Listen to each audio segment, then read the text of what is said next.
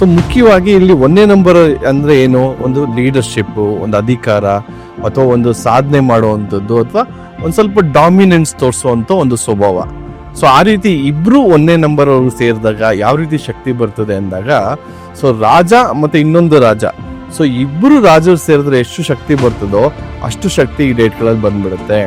So ಹಾಗಾಗಿ ಮುಖ್ಯವಾಗಿ ಏನಾಗ್ತದೆ ಅಂದಾಗ ಸ್ವಲ್ಪ ಜಾಸ್ತಿ ಸ್ಪೀಡ್ ಆಗ್ಬೋದು ಅಥವಾ ಜಾಸ್ತಿ ಮಾಡಬೇಕು ಅನ್ನೋದಾಗ್ಬೋದು ಅಥವಾ ಉತ್ಸಾಹ ಆಗ್ಬೋದು ಅಥವಾ ಸ್ವಲ್ಪ ಡಾಮಿನೆನ್ಸ್ ಆಗ್ಬೋದು ಅಥವಾ ಕೋಪ ಆಗ್ಬೋದು, ಇವೆಲ್ಲವೂ ಕೂಡ ಸ್ವಲ್ಪ ಹೆಚ್ಚಾಗುತ್ತೆ.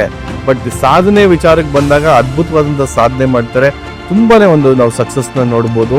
ಸೊ 1, 10, 19, 28ನೇ ತಾರೀಕಲ್ಲಿ ಹುಟ್ಟಿದಂಥವ್ರಿಗಂತೂ ಬಹಳಷ್ಟು ಸಕ್ಸಸ್ನ ನೋಡ್ಬೋದು. ಅದರಲ್ಲೂ ಕಳೆದ ವರ್ಷ ಕೂಡ ಇವ್ರಿಗೆ 2025 9 ಬರ್ತಾ ಇತ್ತು, ಆಗ್ಲೂ ಕೂಡ ಅದ್ಭುತವಾದಂಥ ಸಾಧನೆ ಮಾಡಿದ್ರು. ಸೊ ಈ ವರ್ಷ ಅದಕ್ಕಿಂತ ಇನ್ನೂ ಒಂದು ಕೈ ಮೇಲೆ ಅಂತ ಹೇಳಕ್ ಇಷ್ಟಪಡ್ತೀನಿ.